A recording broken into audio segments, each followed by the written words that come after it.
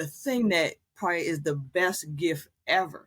Even after she forgot my name, which was year 8 of our 16-year journey, she still remembered the joy. So whenever we would play with our Lego or the other games or whatever we had, she would say, "That was our joy." And I was like, "Yes, girl, that was our joy." And she really understood it. This international speaker is known across the globe as the Lego Lady. She's appeared on Good Morning America and in a national PBS special, and is a recipient of the MAUD Award for her work in dementia care. What began as a way to help her own mom navigate dementia became her life's work, using Lego serious play to help people with memory loss find their words, their calm, and their joy. Today, she's here sharing her wisdom and her delightful energy with us. Well, hello, Miss Loretta, and welcome to She Chose Joy. Well, thank you so much, Melanie, for having me. I am thrilled to be here today. I'm thrilled to have you here today, too.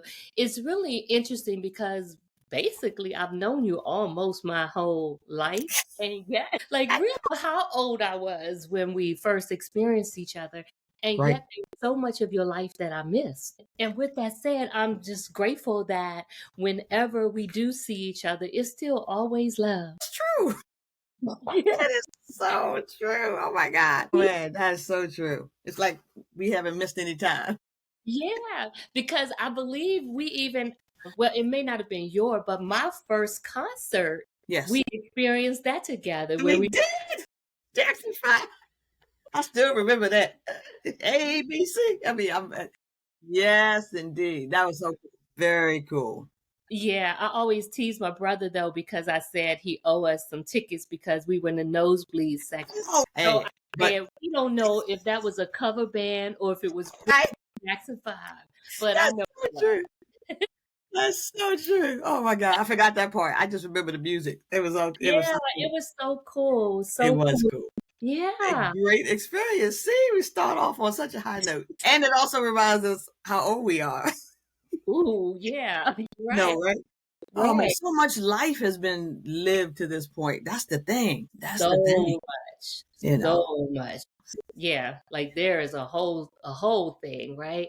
there And is. even just thinking about that, like your story, is what I consider you a walking miracle. And you have experienced so much, and you've also been in the role that many people at our age are in now, where Yes. becoming caretakers and things like that. But your capacity to be able to withstand that, to have the patience that it took, Yeah. the wisdom that it took, the ability to manage being a caretaker and all the other aspects of your life that you've experienced, and still Mhm.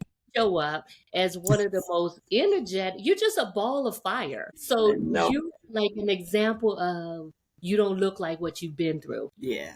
And I love that saying so much. I don't think it was anything my mom ever instilled with us. I mean, she did say, walk with your head up, because I used to hold my head down a lot, and I needed to look at my feet or something. And she was like, hold your head up, walk.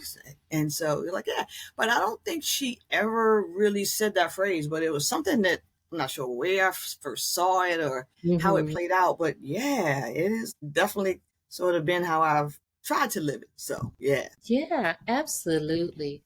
And so, with that said, I will let you share a little bit about. I guess what I'm saying is you've experienced a lot of challenges. And for some people, that becomes their whole identity. True.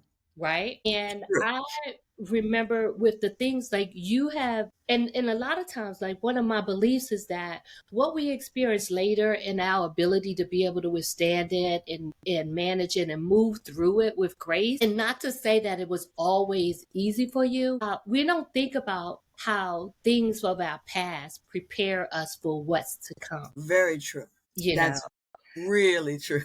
So I'm going to stop talking and I'll let you start from where it feels best for you. Okay, I can do that. Well, one of the things we talked about was, kind of, growing up and, kind of getting to adulthood. And I think people really look back at their lives and it's like, oh, this is the time I really became an adult. When you go to college and you go to grad school, that's your time to really, branch out and, do all this stuff without your parents. And, but I really needed, my mom to help me. She had tried to, help me through all of this pain I was having. In college, you're so worried about, what score I got on the exam, am I going to pass this class? How much reading and writing I had to do? Holy cow. And yet mine was that plus this incredible pain that, I had. Every month I would go through this thing, and so many women get afflicted by this, and some people still don't know the name of it.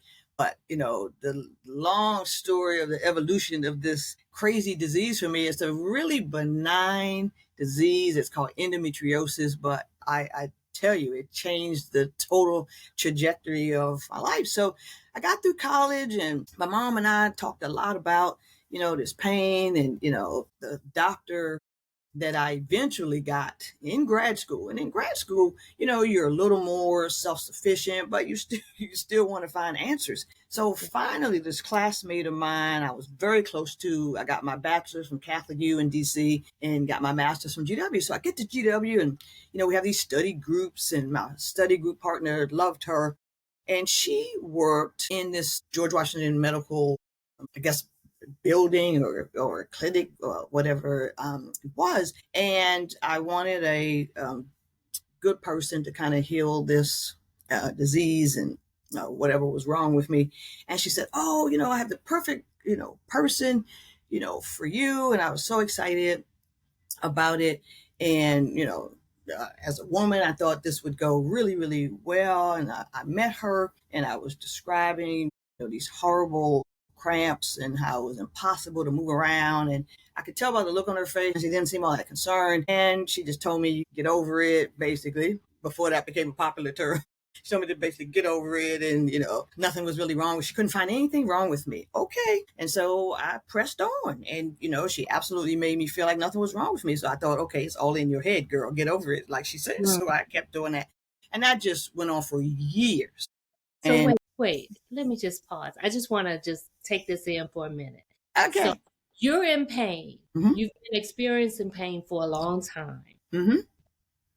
And yes. She tells you to get over it. She did. And then she almost corrected it by a couple of years into adulthood. Now I'm working full time. I'm out of college, grad school, and working full time, loving my first real job with a real paycheck that wasn't in, a minimum wage kind of thing. So that was great. So I'm all excited about that, and want to do a good job. You want to do what your parents taught you and put your best foot forward. But then, every time the month rolled around, I sometimes had to crawl on my hands and knees. I was at work, but I probably wasn't that effective. And my boss finally said, oh, and I started passing out. I guess that's when it came to a head. My boss was like, you know what? We love you, however, whatever this is, there's something wrong with you. Your doctor's crazy and you need to go see somebody else. And so he and his wife had just had a baby. He gave me that GYN's name and number, and I go there. Yay. And this guy's so intimidating when you meet him. He was tall and all of that. I talk about my journey, including the woman that I had previously. She actually, one of the times I had to go to the doctor, she felt something hard, she said. So she put me in the hospital for a week, and didn't come see me, talk to me the whole week, just a whole lot of antibiotics. And finally, on the last night, she said, okay, you're fine, you can go. What was wrong with me? Oh, you have something called pelvic inflammatory disease. It's a sexually transmitted disease, which means your husband was cheating on you. So you not only didn't do anything for me, you accused my husband, who I knew was not doing that. And that's what she says. So fast forward, I go to this guy. He's tall. He's 6'6". Tim was 6'2", my husband. This guy was 6'6" at least. How he's a GYN, I don't know. His hands were like huge. You're like, huh? You could have picked some other kind of profession. Anyway, we have this little discussion. I'm still fully clothed. And he hands me this little brochure. He said, have you ever heard of endometriosis? I said, no. He said, well, easy enough. Here's a pamphlet, but here's what we're going to do. We're going to put you in the in and out operating room, and I'm going to laser, put a little teeny hole in your belly button. We laser it out. voila, you'll be good. I was like, it can't be that easy. It just cannot be. So I run home. I tell my husband, he's like, wow, this is cool. So we go, and he fit me in a couple weeks later. I was stunned by that. We get there, we're all excited. Tim's got his newspaper and his coffee, and the guy says, give me about an hour and a half. I'll come back. Tim says, the man came back in like 20 minutes. Tim's like, oh, what happened? She didn't have it. Guy was like, oh, she's got it. But I never seen anything like that. It's in every major organ. It's all her stuff stuck together. I'm not even sure how she was walking forward. He said, just take her home. We didn't do anything. I can't laser because I would pierce her organs. Take her home. Get your things in order. She's going to be out of work at least, 6-8 weeks. Get somebody to replace her at work or whatever y'all need to do. So we go back, and therein started the journey. Unfortunately, the journey took 13 years to resolve. The first 3 surgeries probably separated my organs, which were kind of all stuck together. My right ovary, my appendix, and my gallbladder were all kind of stuck together in this ball, and the ovary was huge. And so one of his real first statements to me after the surgery was, I don't know why who convinced you to come here. And I explained who it was. And he said, boy, that guy saved your life. He said, if you had come on your period a couple of more times, that right ovary just would have burst, taking the appendix within. You just would have been another dead Black woman. And he said, I'm so glad you're still here. Because we laughed. He said, you're the happiest sick person I ever met. And so, we talked all through that.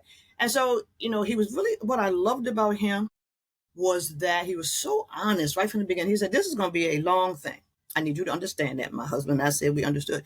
He said, we're going to have to, find out what damage is done to all the organs that it's in, and see how you, kind of perform. It's not just, 1 or 2 things. It's kind of everywhere. And so, long story short, it took 13 years. Who knew? I had no idea when he said it would take a while. And neither did he. I think what typically is supposed to happen, didn't happen exactly as we planned. Typically in this disease, when you have endometriosis, sometimes it's bad enough you have to have a hysterectomy, which I did. And all of this happened before I was 30. So I actually had a hysterectomy, it was right before I was 28, 29. And so the 13 years started in, 1988. And so just so many things. I spent more time probably in the hospital than I did, in the first few years of my marriage. And that was crazy. I got married in 85 and just rolled around. The pain was always there. But the actual surgeries and stuff started, just a couple of years old. I was like, man, not quite the way to start a marriage. But I felt like I knew some of the hospital rooms better than I did, my own house. So, I went to the same room a lot of times. Over that 13 years, I was in the hospital probably 40 sometimes. Either my kidneys kept getting infected along the way, and that'll put you in the hospital quicker than anything, having a kidney infection. And everything you can imagine happens. I don't have a lot of stuff. That was a kind of joke in our family that I'm an organ donor. At least I had LASIK surgery, and I had my left eye was kind of infected, but it's all better now. So I got a few good things I could give away, and I hope it'll help somebody. But people always laugh like, "Girl, you ain't got nothing." So I don't have a spleen, a gallbladder, none of that stuff. But I hope that there are some things that people can use.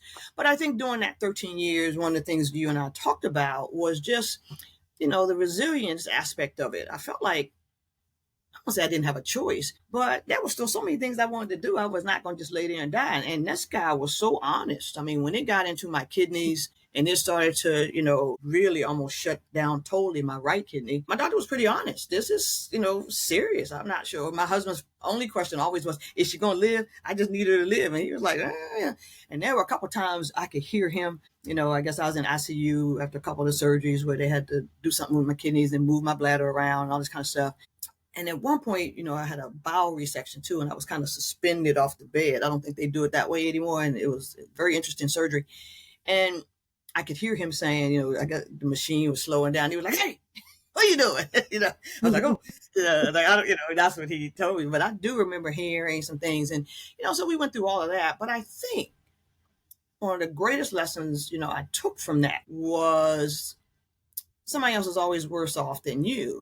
But your title of your podcast, Choose Joy, is probably the 2 words that define some of that 13 years, because it was a bad situation. But when I found this guy, I was so happy about the new doctor that I'm like, woohoo, finally. And so I really was joyful then because I was on the road to recovery. None of us knew it would take that long, but I knew I was on the road to recovery. So I tried to bring joy to other people. So I chose, even throughout all the operations and the stitches and the infections and all this kind of stuff, my bladder shut down for a year and I had to have a catheter to while it rejuvenated itself. Because I was like, okay, this pain is killing me. I'm just going to shut down. You know, that was really crazy. But I think that choosing joy thing, I would run up and down the hall with my IV pole, talking to all the other patients, and I knew every nurse. I knew all the things about their families. We still exchanged Christmas cards, me and some of them. I had the same room most of the time, and they would all, yeah, Loretta's back whenever I was, and they were sorry to see me, but good, really happy to see me too.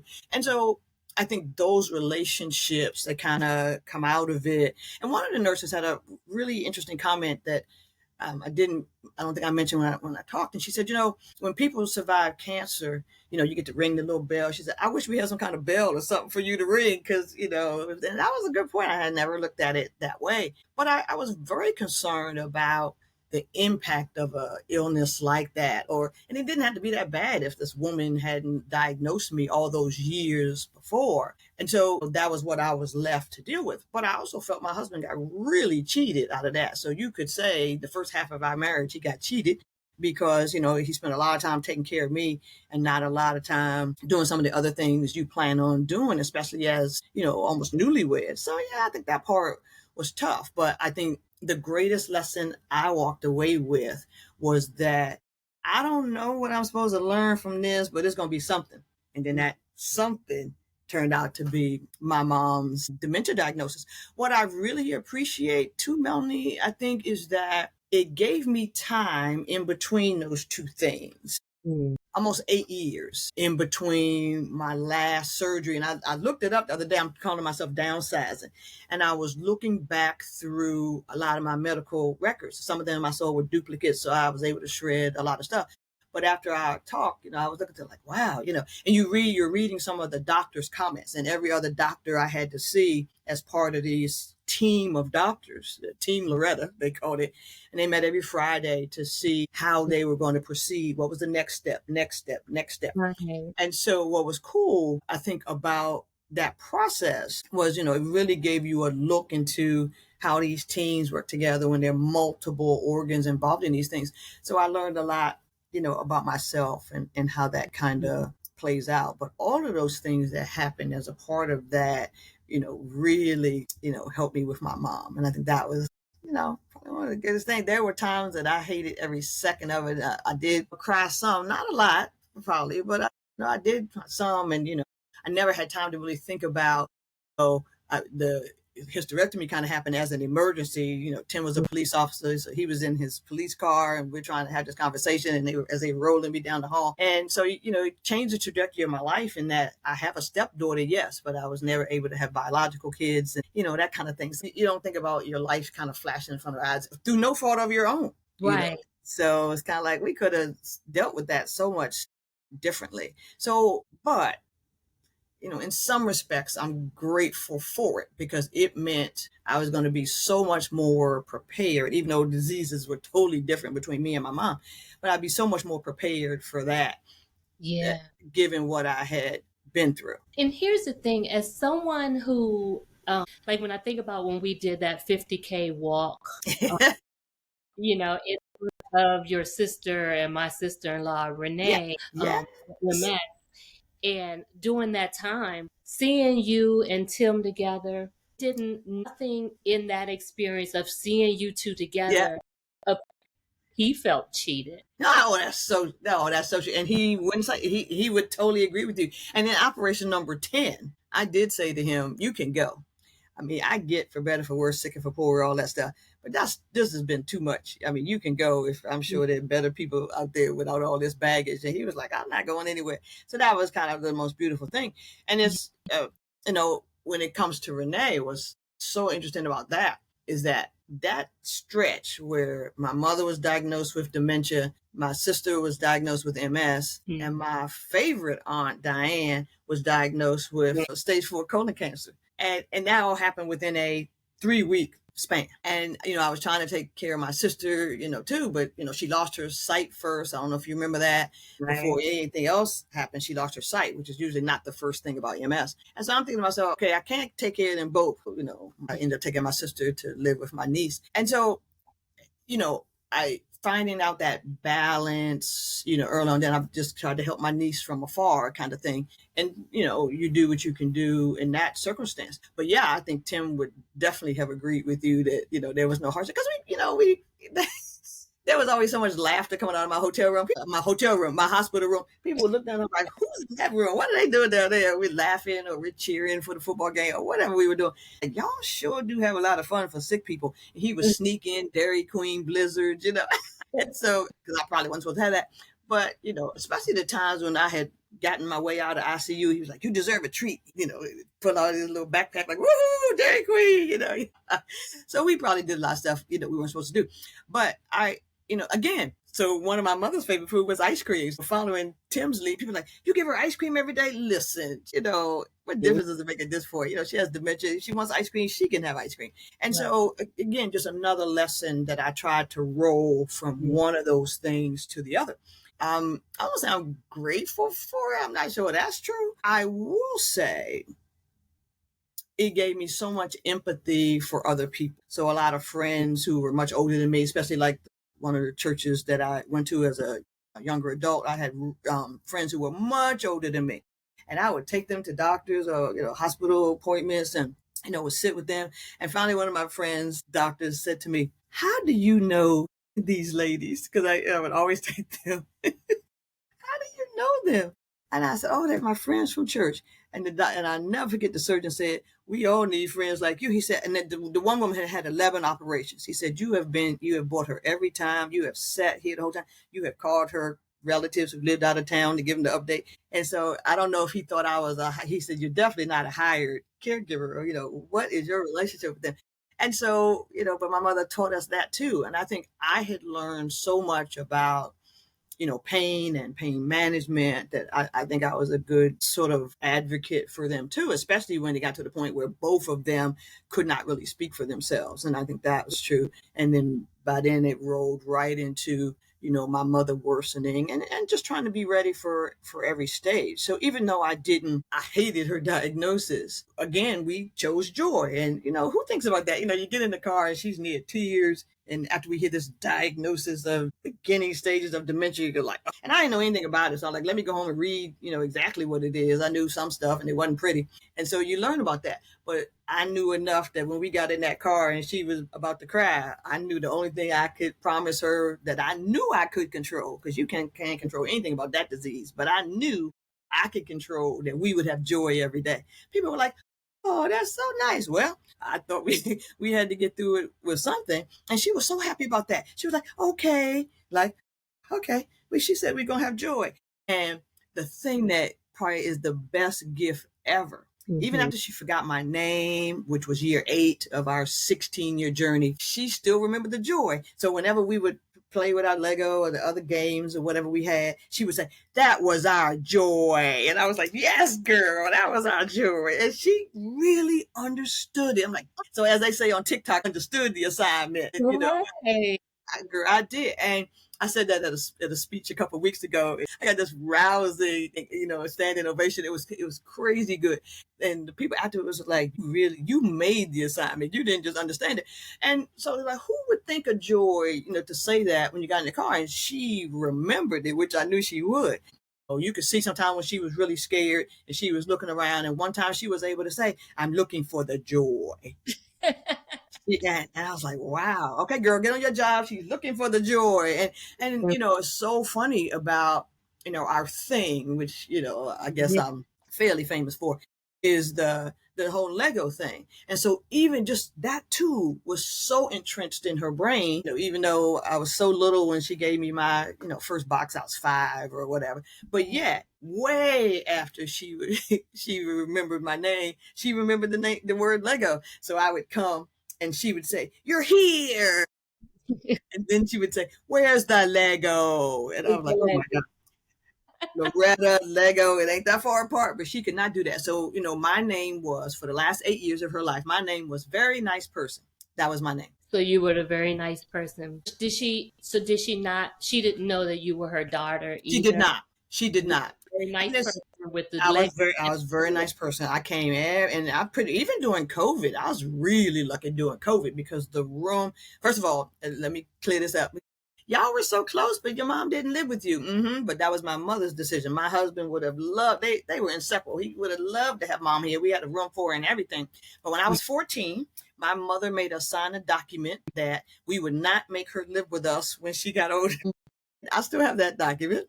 And she wanted to be independent. I was raised in my grandparents' house. My mother thought, I don't know why she thought that. My grandparents absolutely did not feel that way, but my mother felt her being there, living with them her whole life pretty much with us, that it had some sort of impact on their marriage. It did not, I don't think. They were the happiest people too. And I loved living with them and they loved having me there. We did a lot of stuff. But she wasn't going to do that. So she made us sign a document. So she lived in a group home a mile or so from me. And, I was lucky enough, even during COVID, to be able to see her almost every day, except for that first 90-ish days. I saw her at the window every day because I had to go to past there to get to work. And I worked 6 a.m. to 2 p.m. So I'd go really early some mornings to, help get her in the shower. I was there all the time. And because I went at different hours, they ain't never know when I was going to pop up. So Which is good for her it safety. was good. Yeah. And so it was really cool. And so because she had a patio off her bedroom, I could go there all the time, really, and sit out back. And then that lady put a huge deck on the back of her house. She had this little deck at first, and she tore all that down so multiple families could visit at a time. So, we survived COVID and all that. But yeah, some people always try to make her force into, that's your daughter. And I was like, stop saying that to her. If I'm okay with being a very nice person, you should be okay too.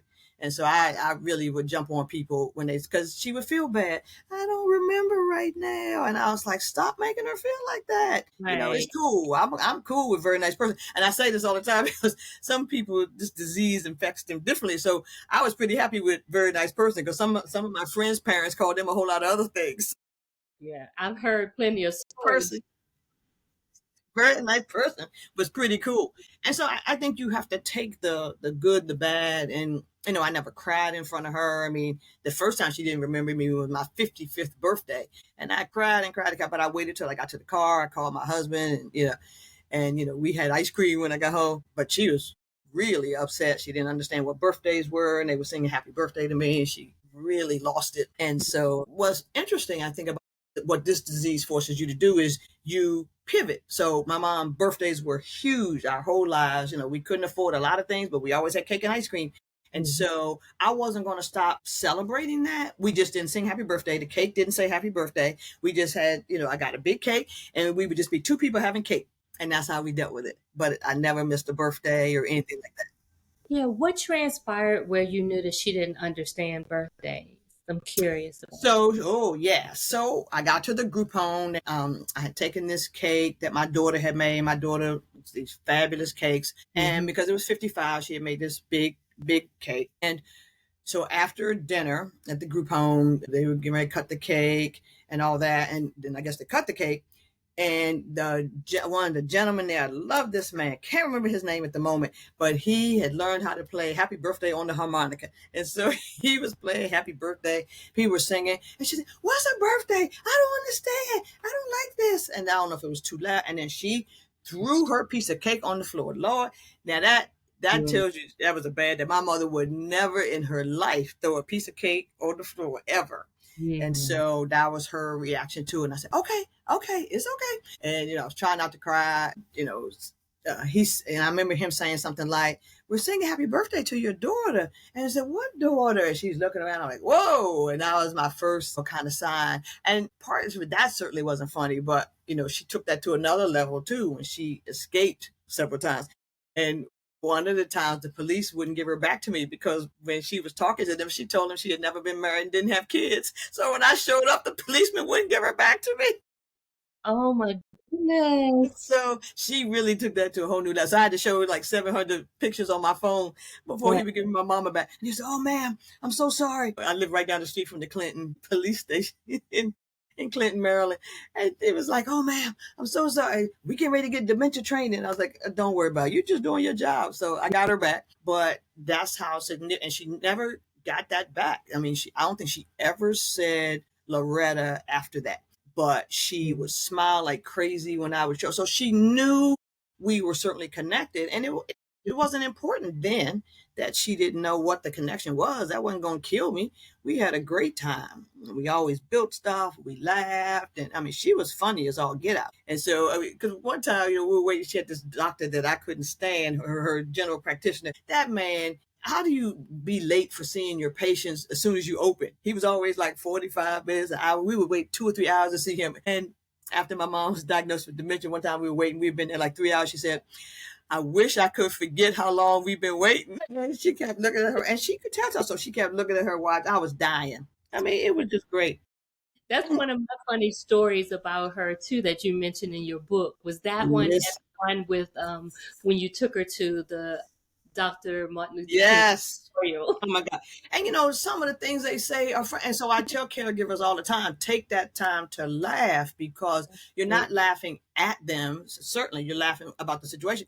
And there were other people at MLK that day, they heard it too. And I mean, when I tell you, I almost had to pick my 6'2" husband off the ground that day, when she said, I don't remember him being that tall. Lord, I thought I was going to lose it. It was just the best thing ever. And so, you really had to, I think what got us through 16 years is those abilities, Yeah. we never lost to laugh. I mean, it's a horrible disease, and especially at the end.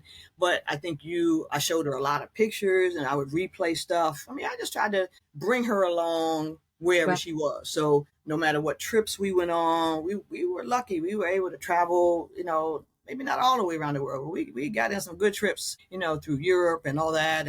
And I would always send her the pictures, with this little photo frame she had and stuff. So I tried to make her feel as part of what we were doing as we could. It was her dream to always travel, and she never did it. That I feel bad about, but at least we tried to, take her virtually with us. So I think we came up with a lot of strategies to do that. One of the things I speak a lot about, and one of the reasons I wrote that book too, was because, I thought I was all set for caregiving. Had my little team. We were Team Veney, just me and Tim. And as I said, he would have done anything for my mom. So when he died really suddenly over, a week's time in 2016, that was year 8 of her disease. I'm like, that is not good. And so my mother always taught us to have a bank account and all that kind of stuff, but she didn't tell me I needed a backup plan for her care, because I didn't think I needed anybody else. And she didn't understand death then. My aunt had long passed. She died 6 months after diagnosis. And, my mother took this deep dive after that. So we decided we would never tell her when anybody else died. So my sister died, and then, in year 5 or so. And then Tim died in year 8. And they died 5 years apart. So yeah, she died in year 3 years. So she died in 11. And so, yeah. And Tim died in 16. They died on the same day, 5 years apart. Oh wow. And I don't think I knew that. they did. July 17th, they did on the same. And when they told us he wasn't going to wake up, it was the 16th. And I said to myself, do not die. No. And of course he did die the next day. Anyway, so yeah, same day. And so now wasn't struggling per se, but I was like, what am I going to do? But I had to figure out how to get her back and forth to the doctor. Now, and he did all of that. I'm at work. He retired from the police department. He was 42 probably. And, it's like, wow, that's super young. So he would take her to all her appointments, and I would meet them at the appointment. I would listen to all the stuff the doctor said. And then I would go back to work.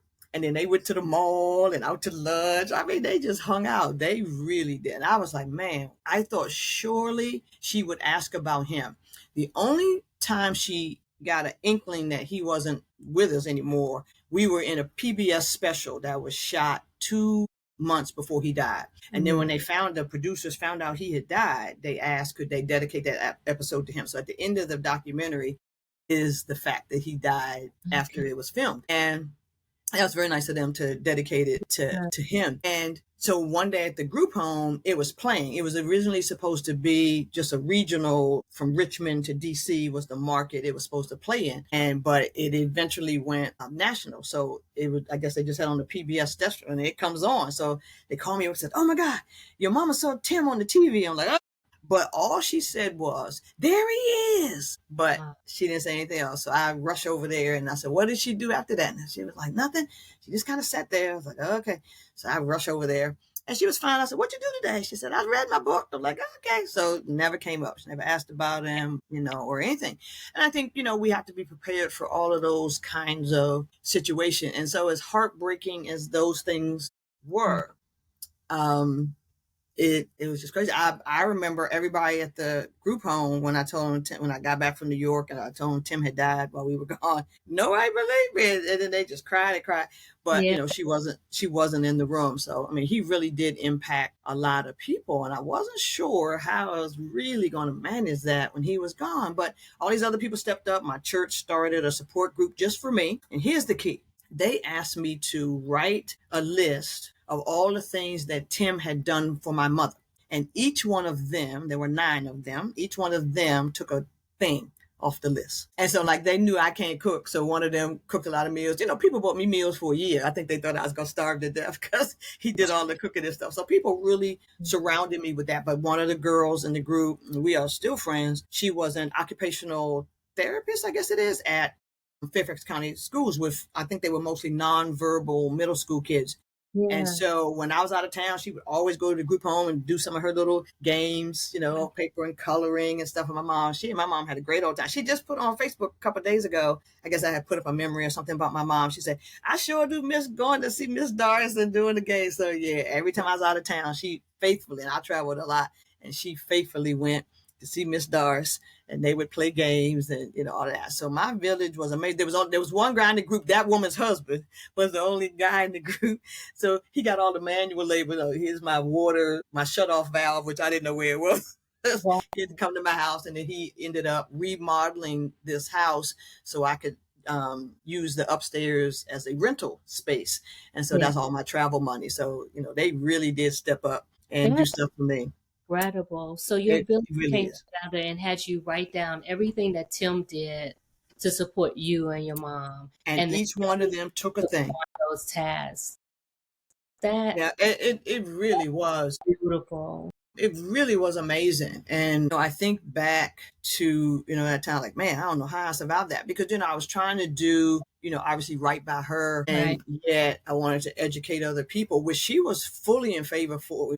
I remember one of the people who were involved in publishing the first book, and they said, it's probably good. I know she has dementia, but make sure you have permission to tell a story. I said, "Oh, I got that early on because my mother was a really private person. So I wasn't sure she was going to be up for that." And she said, "If you think it'll help other people, sure." I was very surprised by that. And she read it. I don't think she remembers it, but my Aunt Franny, who was the secret keeper and the, sort of conscience of the family kind of thing, she thought it was a great idea. And I have a picture just popped up the other day on Facebook where the big smile on her face when she read the big 8.5 by 11 manuscript, before it went to the, printer.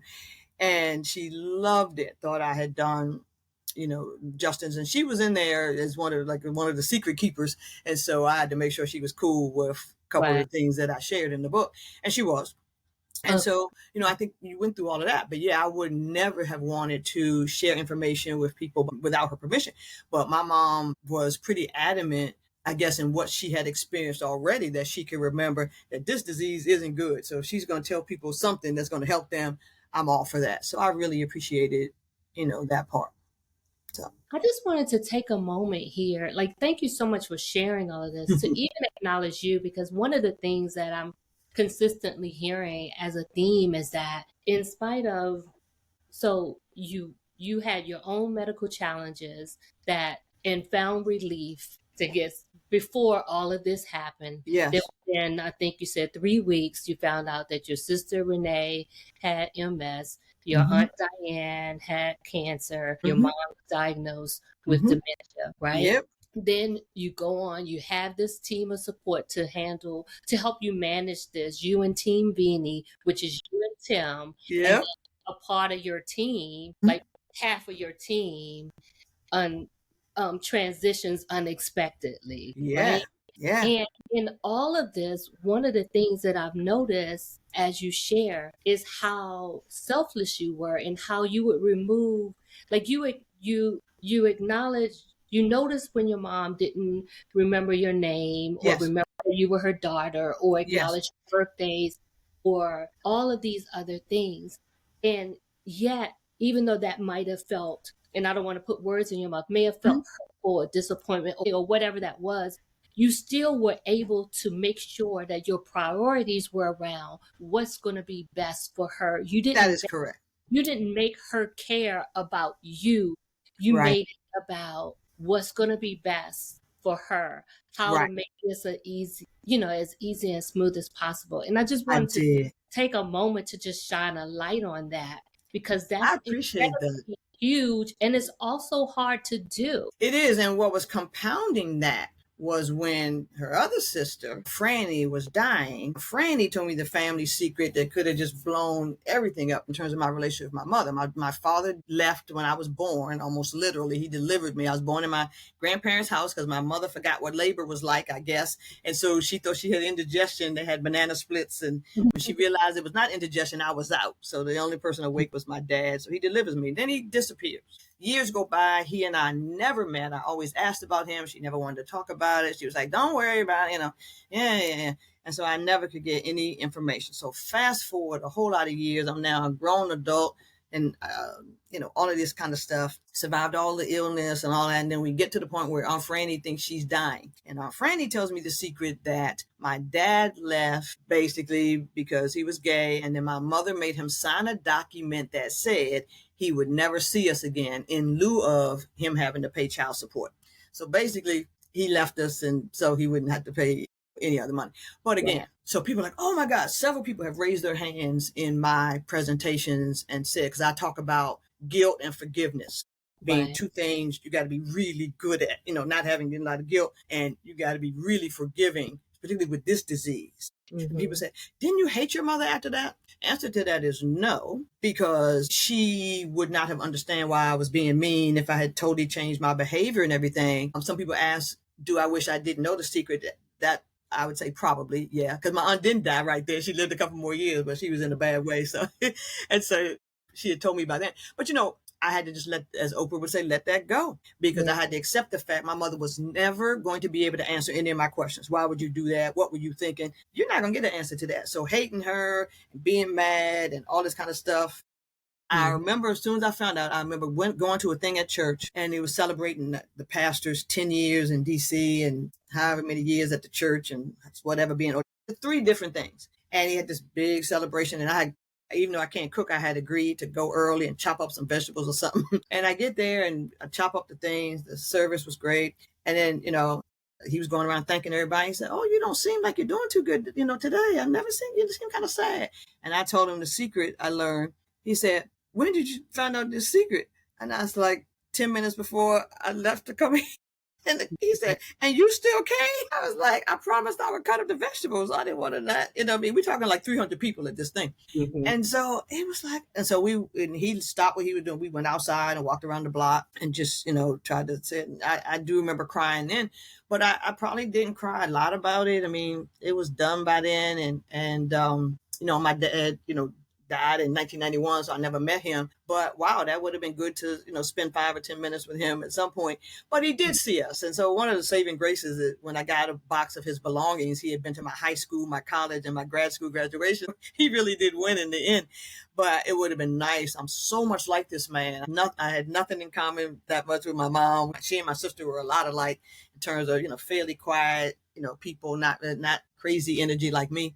But my dad was just like this. So I do give her so much credit for not abusing me or anything. This man left you for another man, and you not taking that out on me. I think so many kids are the subject of your dad sucked, and they beat the mess out of them. And I'm so glad my mother chose not to do that. So I give her a lot of credit for that. And I just, as I near, I'm 66 years old. And so I had to always get past that, not holding that grudge or, begrudging that, because it was something that she wasn't going to be able to control then. So yeah, in some respects, I probably wish I didn't know the secret, but that's probably the thing that surprises people most about me, that I was able to, as shocked as I was. And I think when I went to that event at church, I think I was just kind of sleepwalking. It was like, oh my God, I couldn't believe it. Yeah. And it didn't sound like my mom at all, but I'm looking right at the original signatures that both their names are on it. And I was like, wow. So yeah, it was shocking, but it wasn't enough to, knock me off my game, in that this was what I promised her on that day in that car. And I was going to do anything to live up to that.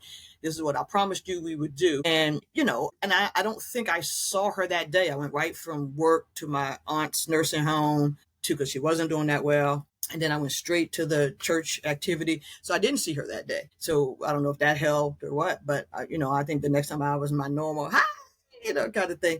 And we went on with our routine that we always did. So I never brought it up to her, anything about it. Like I said, that would have been useless, and that probably would have done more harm than good. So wasn't willing to risk it. I think for me, it probably, and that's something that I would never know, but we make up our own stories in our heads. We do. So for me, having an answer probably would have felt like some relief for me. Yeah. But that's just the way I agree. Having the information, even if I don't like it. Yes. Because then I know how to work through that. But the not knowing seems to affect me more than actually. Yeah. That's probably true. I mean, you can assume that she thought she was doing what was best for us. Right. And I'm sure it was really humiliating for her, especially back then. Yeah. And so, yeah, I mean, different time. I don't know. But my whole life. People are still having a hard time with it, like putting their kids out and disowning them and sending them to conversion camps and all of these other things. And so I can only imagine what I know it would have been back then. No, my God, I so agree. It's like crazy. Yeah. That was a lot. And I'm sure it was, and I imagine it being difficult for her to even keep that secret herself for so many years. Yeah. Raising you and Renee. That's true. And it's so funny because I think, and when she told us when he died, I was 30. So Renee was almost 40, and she cried and cried. I just sat there. I mean, I don't know what was worse, her having him for almost 10 years and then him leaving, or me not ever meeting him. Cause she blamed me, cause you think your parents' marriage is great. Right. Perfect. So what she understood, not knowing where babies come from at 9, she thinking, okay, we were all fine until she came along. So she kept telling my mother, send her back. So you were the problem, right? I was the problem. Very nice lady, wasn't a very nice baby. Yes, and she believed that till she was almost 40. Yeah, and so that was tough for me to overcome. And so yeah, we had to live with that. But I think it's so amazing how things work, because just as we started to get really close, like the sisters I wanted, then she got diagnosed with that, and she only lived a few years, and like, this is crazy. So we had all of those hard conversations after my dad died, so that changed the trajectory of our relationship before, but didn't come soon enough. And so we didn't have a lot of time, but we went I took her on a cruise for her 50th birthday, and that was our really one and only trip together, long trip. And so, yeah, I mean, you hold on to those things like, oh, that show was good. It was a week long. We just had a ball. And so, you take that. My mother was thrilled that, we showed her all the pictures and everything. And so she, got to see that kind of thing. So, yeah, you look back on the things and say, yeah, that was really cool. But if somebody had asked me years ago about resilience, I just started doing a lot of research into it years ago, because one of the largest contracts, not a contract, but a grant I was working under for Johns Hopkins, which is basically my largest client, was a grant on resilience. After COVID, going into nursing homes and things and helping the staff rebuild after so much loss, not only of their staff members, but so many of their patients. And so helping people build resilience. So once I started really looking into it, you hear people say before, oh, you're really resilient. But then when you really look at, sort of science behind it, you're like, wow. And so it's just starting to kind of like, man, yeah, I really did a lot of that, back then. And like now you've taken all of this. And so like when at the beginning, at the top of the call, one of the things I talked about was what I mentioned was how we get to a certain point in our life, but we don't realize how much the past has prepared us for it. And now you travel Yeah. all over the world speaking, using Legos to help people with dementia. Yeah. So, you've been on, like, I didn't know about the PBS special. Now I need to look that up. You've been on Robin Robbins on Good Morning America talking about it Yeah. the globe. You're known as the Lego Lady, which No. I'm deciding is the global Lego Lady. Yeah. How did Legos come into, like, how did the Legos find their way into the story? Dementia care. Yes. Oh, really easy. It's all about my mom. And so I don't know how she found Legos, and I want to know how she paid for Legos. She was a, grade 7 in the, federal government, and man, why she bought expensive Legos, I'll never know. But she didn't buy the big sets. They had some big sets back then, but she bought the box, what they call today the classic box, which is a whole lot of bricks, thrown together, and you make whatever you want. My mother wanted us to use our imagination and build, whatever we wanted instead of following instructions in the book. Okay, great. So we did that. And it just, right away, probably, it just became our thing for good and bad. So if some boy didn't like me at school, we built with Lego. If she had a bad day at work, we built with Lego. It was just our thing. And, she would always take pictures of the things I built. That's one of my greatest regrets. When she forgot who we all were, she threw away all these pictures. So I have very few pictures of us. So when the New York Times said, we took a lot of pictures when we came of you and your mom and the Legos, can you send me some pictures of you playing with your mom when you were little? I was like, I wish I could, but she threw everything away. And so thousands of pictures, I think, but we had all these pictures of us building stuff. So anyway, fast forward to her diagnosis. So in 2006, I was, still a huge Lego fan. I was now using it in my work. I did physical security for a long time. So I did tabletop exercises for all my clients. So we would do evacuation drills with Lego people. It's easier to see that how your plan don't work with Lego stuff. And so, as opposed to killing real people. So I was doing all of that. So Lego was pretty much in every facet of my life. Thanks to use the Lego instead of killing. Thanks to her. Yes. And it was so effective, I have to say. And when I finally did quit, they were like, can we keep the Legos? I'm like, yeah. I had a police car and command stations and helicopters and dogs and all kinds of stuff.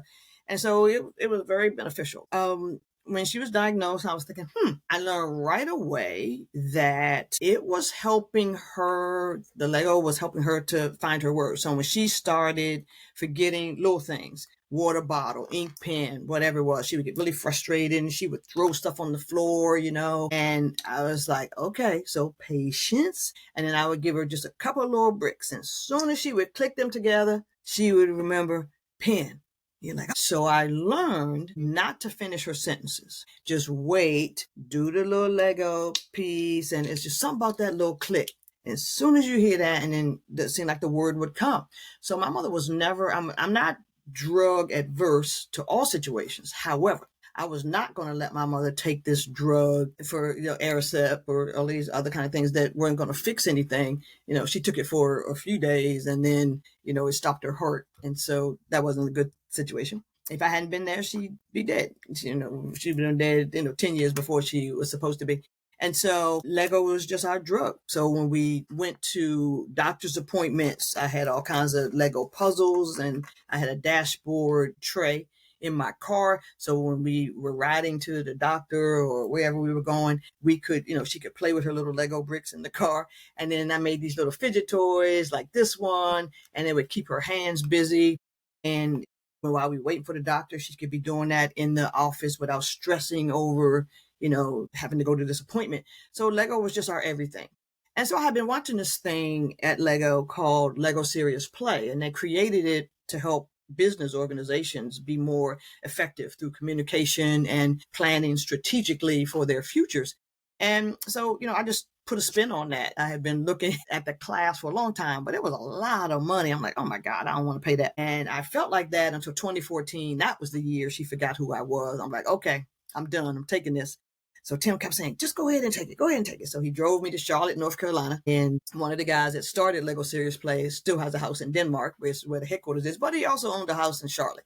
So we went down there to take the class. It was phenomenal. It was 4.5 days, and you learned how to do all of these things. And so I started using it with my mom right after I got back, and it was just life changing. And so, my mother's number one lesson, I think, for Renee and I, was to help other people. So when you find something that works, you don't keep it to yourself, you share it with other people. That was what she always said. And so that's how I started. I started going to little adult day programs and some of the memory care places near me in Prince George's County. And it just went well, and it just kind of took off. And then I would say around 2018, I started actually doing full-blown sessions with people. Because at first I was just going to kind of play with them, and we would talk about what they did. I don't know if I would necessarily call it full-blown Lego Serious Play sessions, but they were having a great time. But then I really started to work with staffs and things like that, and it just kind of took off. And I guess 3 years ago, 2023, I won what's called the Maud Award, which is a pretty big deal, I guess, in aging and senior living kind of thing. Is given to folks who find engaging ways to, work with and communicate with people with dementia. So, that because a lot of people in this business, they certainly know what a Maud Award is. And I honestly hadn't heard of it until somebody nominated me.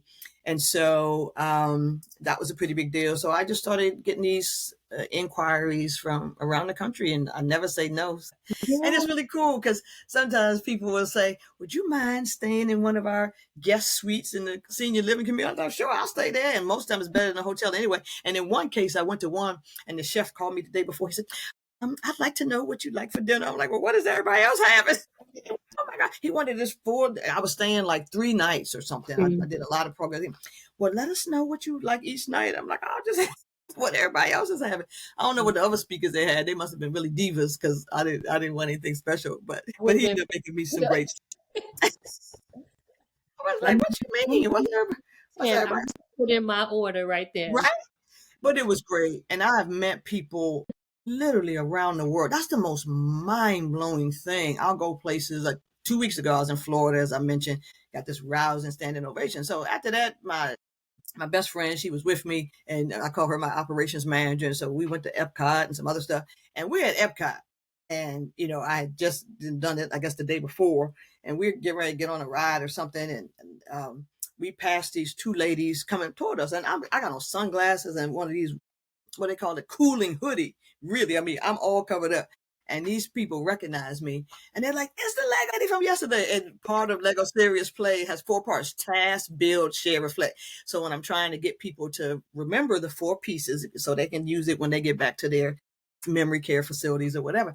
So I make a little game: task, build, share, reflect. So I see these 2 women coming at me: task, build, share, reflect. I'm like, oh my God. I'm like, oh my God. And so it's funny how we'll go places. And Chris has been with me enough. She's been to Seattle with me, San Francisco. We went to, oh my God, all these places. And she's like, people know you. Somebody will stop me in the aisle in Target or somewhere. That's the Lego lady. So that part is a little intimidating, because a lot of times when I go places, you're on the news or something the day before. Hey, right, the Alzheimer's Association is having a conference or whatever is the conference. And one of the speakers works with, does activities with Lego. Okay. And they interview you, and people see that. So they're like, then the thing is the next day or a couple of days later. So if people are watching that, they're like, oh, there's that Lego lady from TV. You're like, oh my God. So sometimes it's a little shocking. And so TSA gave me the name, if I'm honest. I was flying with so many Lego bricks, and they looking at me and say, are those Lego bricks in there? Is that your job?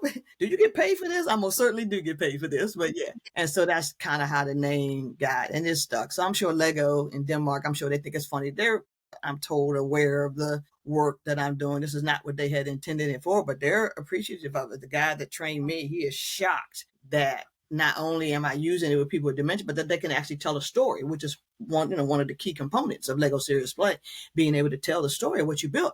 And I think the most gratifying thing about this whole thing is not only that it helped my mom so much, but it's helping hundreds of people. And I think, because I don't look at follower numbers and things, I didn't know all these people were looking. But when my mom died, I got condolences. It's sitting right here. A whole pack of things my next door neighbor printed out for me when my mom died of condolences from 18 different countries. Wow. Sri Lanka. Where is Sri Lanka?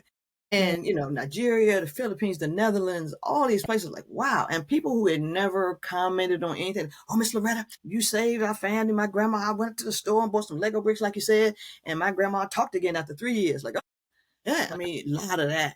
Thank you for taking us on the journey with your mom. We've been following you for years. You made us laugh. You made us cry. People were really reading it. And so that was shocking. And she would have been thrilled. She who wanted to go places and never went anywhere above New York.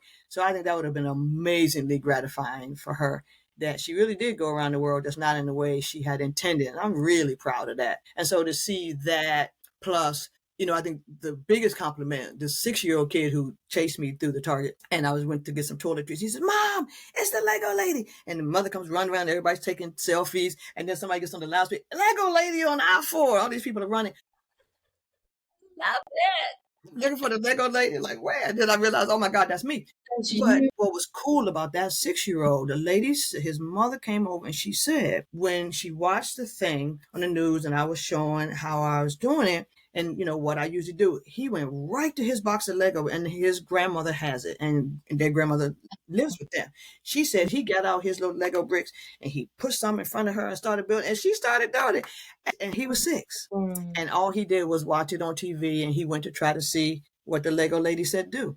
And so I thought that was fascinating. And so that was my goal for 2025, was to do more intergenerational work. So for Grandparents' Day on September 5th, I am doing a big event for AARP at a school for Grandparents' Day. And it's interesting because, as you know, there's so many grandparents who are raising their grandkids right now, due to incarceration or drug overdoses or accidents or whatever it is. And they become full-time, parents to them.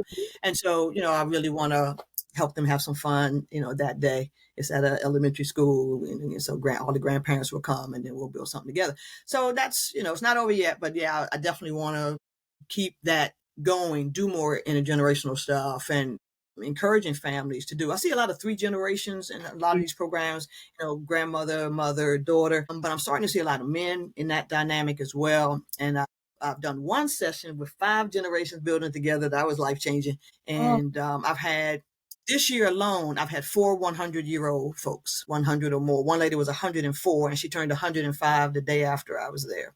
I wanted to go back for her birthday party. I got invited, but I had something else the next day, so I couldn't be there. But working with people who are 100 or over, that's amazing too. So I've been fortunate to have quite a few of them. So my mother died right before her 93rd birthday, and I was sure, like everybody else in our family, my mother would have lived, 100 if she didn't have dementia, because there was nothing else wrong with her. She took one little thyroid pill, but that was it. She didn't have diabetes or high cholesterol or none of that, heart, nothing. She didn't have any of that, just the dementia. So it was amazing. You are amazing. Thank you so much. Quite the journey, and if we hadn't had that conversation, I probably wouldn't have looked at all my little medical records and stuff. I was like, Lord have mercy. That was a lot. But it was interesting. Your title, again, Choose Joy. Yeah. Every doctor that was on this team that wrote the note, dear Jim, that was my doctor's name, James Anderson. Dear Jim, we had the pleasure of meeting the very joyful. Some people actually use the word joy. And they say, she's the most joyful person I ever met. Thank you for letting us take care, be part of her team. And I thought that was flattering too. And I don't think I'd ever read the doctor's, impressions of it. I was so busy trying to just get well, but I looked at all of the pictures and I was like, wow, amazing. So it was really cool to see what they had to say just about my positive attitude and stuff. So that was good. I'm just sitting here thinking about like what we shared, when we talked earlier, and what you're sharing here. And then you mentioning like your mom wanting your Renee to be able to help people. And that when you find something that's working, share it. Yes. So look at how you have honored that without even, I don't know if you were even totally conscious of it the whole time. Not at the time, but now, especially since when she started to really get closer to, when she was in hospice and you knew the end was near, I was already planning, this is our legacy, and I'm just going to carry that on. And it says that on one of my slides, that this is the legacy that, I'll just be doing till I can't, do it anymore. So But I look at have how some. many ways you help people, and you even on the parts that you didn't know you were doing. So, for example, like when you were going through your medical challenges, you didn't mention it in this conversation, but you mentioned it on a conversation prior to this call that Mhm. you were one of the landmark cases for that doctor, and I was. that your journey is Yeah, written in several medical it journals. is. Yeah. That's helping people, like the Yeah, information that's while probably you true. were healing, them going through what they needed to do to help, you know, you through your process and Right. help you heal, and sharing that in medical journals is Mhm. also helping That's true. people. So That whether is very true. out there or whether it was because of your experience that information got there, you're Mhm. still impacting people's lives in that way. The Yeah, way that's that very true. even I love walking, but I had never thought about walking 50K before. And to be on that journey with you, like that was such a delight It for was us so to much fun. walk through. I saw DC and Virginia in ways I had never seen it before. Child, yes. Your energy was one of the things that carried us through that whole weekend. Like It did, right? Oh energy my that God. you are now. I'll never forget that, Yeah. right? Um, And we had them T-shirts and everything. And it's yeah, so interesting because we did and I still wear that thing. And it's yeah, interesting because by the time you came on, I had done I did 12 altogether. So right. yeah, that was number 10 right after she died. I did one more after that. Then they changed the whole dynamic of it. So I basically did 10 marathons for my I sister. remember you bringing the medal to her. Yes, You I had all the medals, had the medal. You still brought have it. the badges. I still have Right. the whole list of things. I remember hearing. I wasn't in LA when you came to do that, but I remember Right. hearing about you coming to do. Yeah. And so you're helping people, you're helping, like, even that's raising money, like all of these different things. The way you share your story through the book, the work Yeah. that you do here, you sharing your journey on social media, Hmm. and 18 countries reached That was out with condolences. crazy. Like people, we Absolutely crazy. never know who's watching us. We just know that we're always being watched. And so whatever we That's do, very true. impact. And we get to choose by the way we show up whether that impact is going to be positive or something else. That's true. And you did that. And I Hmm. just want to like just shine a light on that, Thank you so celebrate much. you and acknowledge you right here while I we're in appreciate it. this moment. Yeah. And you know what's good about that, though? What's interesting is that I did share the ugly too, because Yeah, it you wasn't did. every day wasn't joyful. I mean, I did talk about the really low points too, and I think people really appreciated that because you can say joy all you want, but you also have to let people know there are gonna be some really ugly days too. Mhm. Whether it's the birthday where she threw the cake on the floor, and that was a fairly mild thing, but some people have worse, way worse things than that happen. And so, if you're going to tell the story, you tell the whole story. And so I think that's what people really appreciated about me is, yeah, I told the stories of, that were funny and we can laugh, but I also told the really ugly stuff, whether it's, doctors trying to force these non-working drugs just because they're getting whatever funds, from it. You're not going to take something that's going to dope my mother up and sit her in the corner. So I would tell all those stories too, just to make people aware. They don't have to take that. You have to ask yourself, is this medicine going to help them or hurt them? Yeah, Sometimes, as you know, the side effects are so much worse than the thing absolutely. anyway, than whatever you're suffering from. So I wasn't going to make that worse. So I was that fierce advocate, as I said.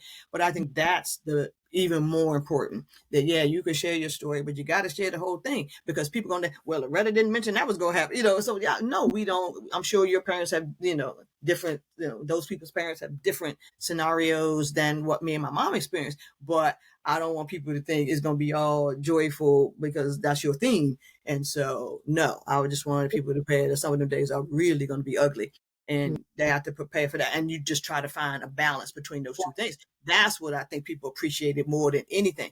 Because I said, if you see this really funny thing and you don't laugh, you just still like that, you better laugh because then 3 days later you're going to be crying and you got to find that balance between those things. So take every advantage of taking a break, or, getting to laugh or eating ice cream or whatever it is. And that will really help you get through those, really dark days. And people are like, oh, I didn't realize that. Or, they go look at something funny because that's what Loretta said do. And I still do get emails from people who were in a class of mine 8, 9 years ago. I still hear from some of them like, wow, I saw you in Philadelphia in 19. I'm like, oh my God. So you're like, when? And so I got to look back to see, oh yeah, I was there. So sometimes they remember things that you don't. And so that's really gratifying that, yeah, I'm out there doing that. And so it's been really great. And I've been really lucky. I've only missed probably one presentation since 2013 when I got stuck at National Airport because I was going to Chicago and one of the air traffic controllers set the tower on fire, tried to set the tower on fire, and everything got shut down. And I didn't have enough time to drive to Chicago to do it. So they waited all day. I think like when they realized I really wasn't going to make it, they canceled it and everything. But it worked out because when we did reschedule it, they had twice as many people sign up as what had intended. And then when I landed, there was a big, and Tim had a picture of it and everything. He was with me at this big billboard. I'd never been on a billboard that said she made it. It's like after the first, I don't know what the air traffic controller was trying to do, but he shut down virtually the entire East Coast with that little flame he set on. And so, it's been an amazing ride. And that's really the only thing, that I've had to cancel or, anything like that. And it wasn't me. I tried my best. But I think, to know that people are anticipating my arrival and what I have to say, you really want to give them some sort of inspiration. And so I just show up with the joy and rely on that. So, yeah. But thank you so much for coming. Yes, thank you for having me. This is so cool. And I guess in many ways, you've already answered it. One of the Okay. questions I always ask is, what are some practical ways that you choose joy consistently? Because sometimes people are looking for some big, grand thing. And it's not, yeah. And that's the thing. It's not big. I mean, I think what got me through COVID was, walking through my neighborhood. One of the funniest things I think happened during COVID, and everybody was just, hysterical during COVID. But one of the funniest things was there's like a little cherry blossom tree like in our neighborhood. And you can see I wasn't, and I never saw it before COVID. I'm gonna just be honest. But now everybody's out walking every day. And I took a picture of it. And then you see all these other people taking pictures. Nobody else had ever seen this tree. And I was like, at least I'm not the only one. Like, how long that tree been there? Probably 30 years. And so you see these little things. And I live right down the street. I walk to it. I live a mile from this really cool park in Prince George's County. And it has a lake. You can walk around it. And going around the lake 5 times is a mile or something. And I just walk and walk and walk. So I just love being outside. And, of course, the Lego. And that's 90% of my life probably, but just traveling and just doing small stuff, trying a new ice cream, whatever it is. I am my mother's child. And so, but I think what separates me from a lot of people is I do find joy in the smallest of things. And so I think people really get a kick out of that. Yeah. And so, because, you say to people, well, make time for yourself. They're like, when? But even if you just step outside that door, I have a cute little patio out there. And even if you just go sit out there with a cup of coffee, and I guess today's Sunday. So last Thursday, Friday, it was breezy. It was nice weather. You sit out there, and that does it for me. So I don't need a lot. I don't need a lot of money. I'm not a big shopper. So it's the really small things in nature and with friends that I think really bring out the joy. And I think that's, I've never been, a big materialistic kind of person. So I probably got 200,000 Legos in here. So I say that with a grain of salt, but that's my work. I know. Oh my God. Thursday, what is today? Yeah, Wednesday, I'm going to Hershey, Pennsylvania, and we're doing 100 or so people up there.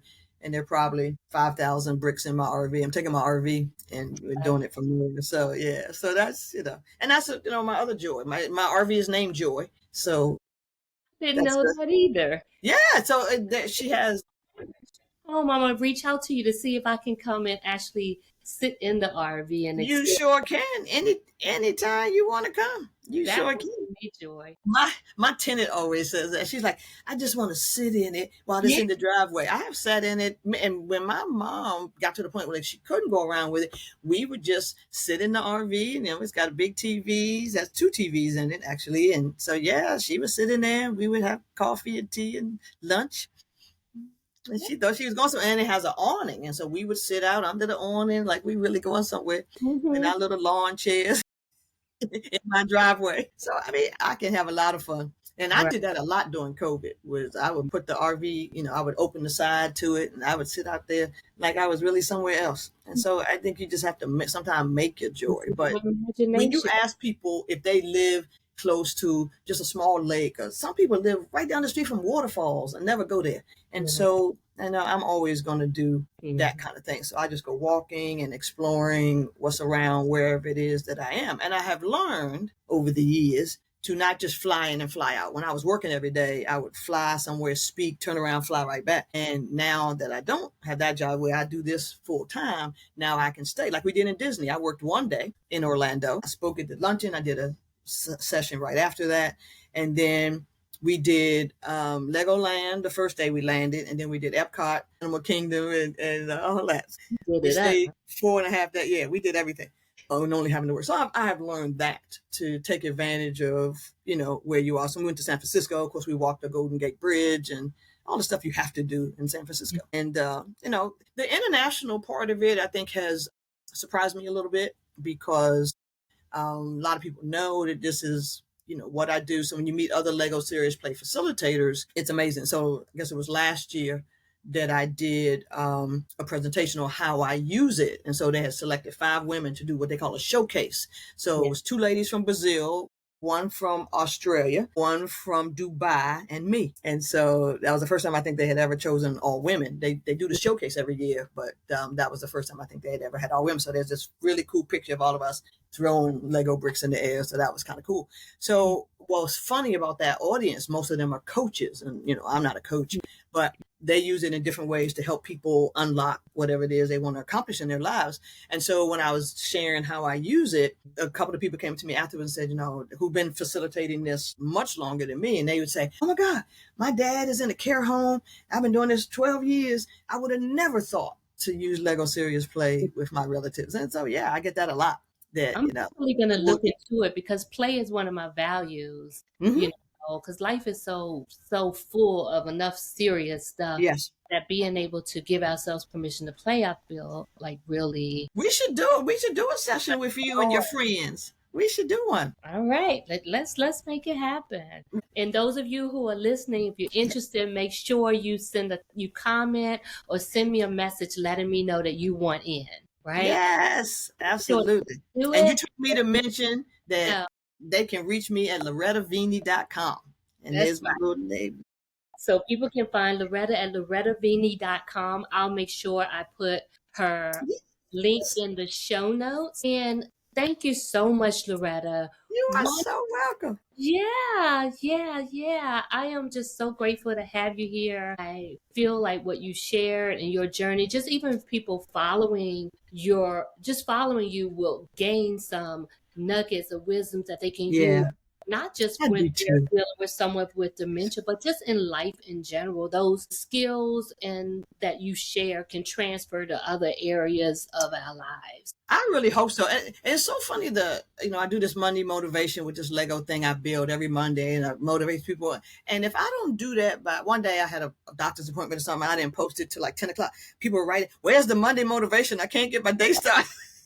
And so somebody wrote today, this is great. I needed this one this week. So people are using it. It's hysterical. And so that's not at all what I expected. People are actually waiting for the Monday motivation to come out.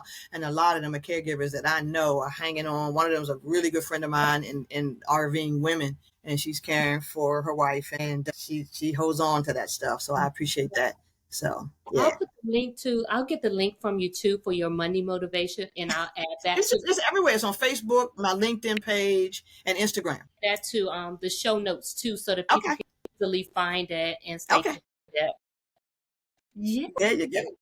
Thank you, my friend. This has been so cool. I appreciate you so much. This was amazing. Yeah, I'm so glad we did it. To listen to it, and I know my community will appreciate it, but I can't wait to share it with my siblings as well. Yeah. I feel like they'll really get a kick out of hearing from you in this way. Appreciate it. Yeah. And for all my listeners, thank you so much for joining us for another episode of She Chose Joy. And you know, your freedom lies within your decision to say yes to who you are, yes to what you want, and yes to what you stand for. So will you stand for taking what you know and sharing it to help others? We'll see you on the next episode. And don't forget to listen, subscribe, and share. Be well.